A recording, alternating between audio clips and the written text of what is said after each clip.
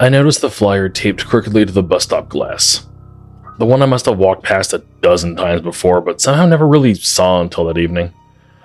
The sky was turning that dim, dirty purple, and the streetlights hadn't fully come on yet. There it was. A missing persons notice.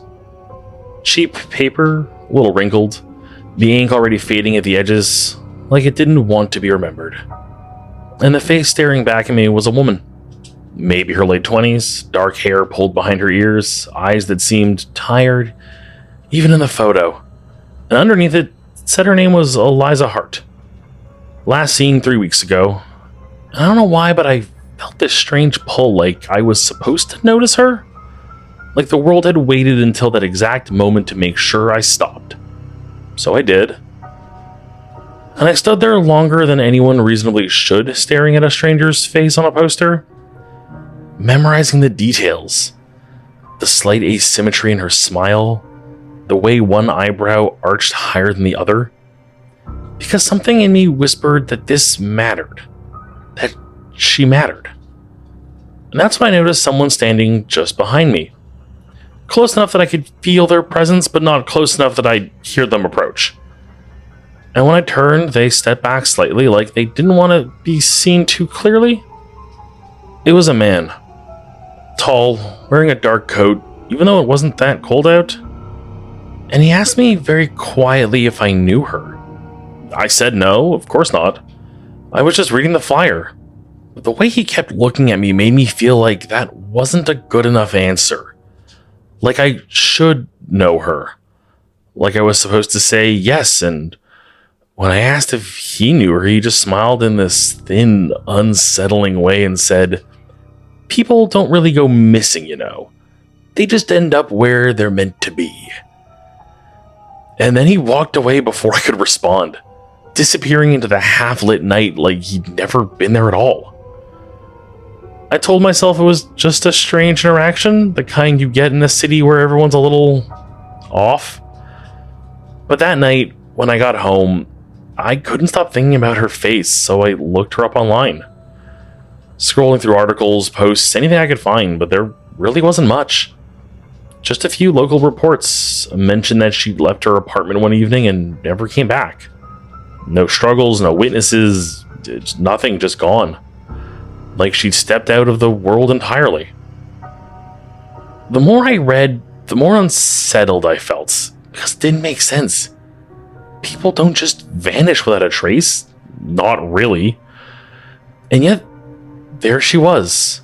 A life reduced to a single photo and a handful of unanswered questions. I don't know why I did it. Maybe curiosity, maybe something deeper, but the next day I went back to that bus stop, half expecting the flyer to be gone. Like it only existed for me that one time. But no, it was still there. Only now there was something different about it. Something I couldn't immediately place, until I stepped closer and realized there was a phone number written at the bottom that I swore hadn't been there before. Scribbled in uneven handwriting, and without really thinking it through, I took out my phone and dialed it. I expected to get a voicemail, or no connection at all, but instead it rang. Once, twice, and then someone picked up. And for a moment, neither of us spoke, just this faint static on the line, until finally I said, "Hello?" And the voice that answered was soft, almost too soft to hear. And it said, "You weren't supposed to call." I felt this cold ripple go through me because I knew that voice. Not in a way I could explain logically, but in that deep instinctive way that tells you something is wrong before your mind catches up. And I asked who it was, even though part of me already knew the answer. There was a pause, a long, heavy pause, before the voice said, "You've seen my face, haven't you?" I froze. I couldn't speak. I just stood there gripping the phone as the world seemed to narrow around me, and then she said, "You need to stop looking for me." And the line went dead. I remember standing there for a long time after that, staring at that phone. trying to convince myself it was a prank, some kind of sick joke, but it didn't feel like one. It felt too real, too deliberate. And that's when I started noticing other things. Small at first, like how the same man from the night before seemed to be everywhere I went. Always at a distance, always watching, never approaching again, but never fully gone either. And how the flyer at the bus stop began to change in subtle ways. The photo growing slightly darker, the edges more worn. Time was moving faster for it than for everything else. And then one evening, I noticed something that made my stomach drop. The date under last seen, it changed. It was no longer 3 weeks ago. It was 4. As if time itself was updating her disappearance in real time, and I told myself it had always said that I had just misremembered, but deep down I knew that wasn't true. And that was the moment I realized this wasn't just about her anymore, because the next time I walked past the flyer, I didn't just see her face. I saw mine. Faint, barely visible, like it was bleeding through from beneath the surface, and I stumbled back. My heart was racing, blinking hard, and when I looked again, it was gone. Just her face staring out as it always had, but I couldn't shake the feeling that something had shifted. I had crossed some invisible line the moment I made that call, and things only got worse from there because I started losing time. Entire hours I couldn't account for, waking up in places I didn't remember going, finding dirt under my nails, scratches on my arms, and every time I passed a reflective surface, I had this horrible hesitation before looking, afraid of what I might see staring back. And then one night I woke up to my phone ringing, the same number as before, and even though every instinct told me not to answer that, I did it anyways. Her voice was clearer this time, stronger. She said, "It's almost your turn." I demanded to know what she meant. What was happening?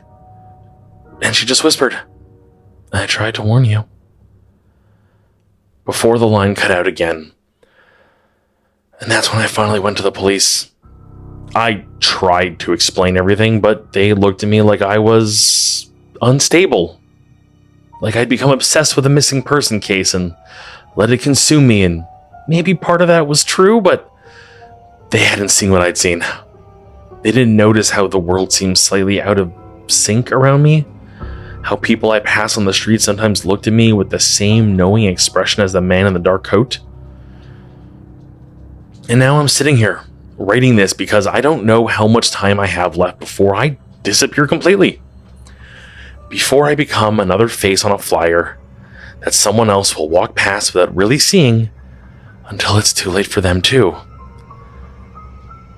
Until they stop and stare and feel that same pull.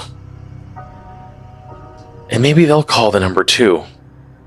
Maybe they'll hear my voice on the phone, telling them not to look for me. But by then, it won't matter, because they'll already be part of it, just like I am. And the last thing I need to say, the thing I wish someone had told me, is this. If you ever see a missing person flyer that feels like it's waiting for you, like it's meant for you specifically, don't stop. Don't read it. And whatever you do, do not call the number, because once you do, it begins.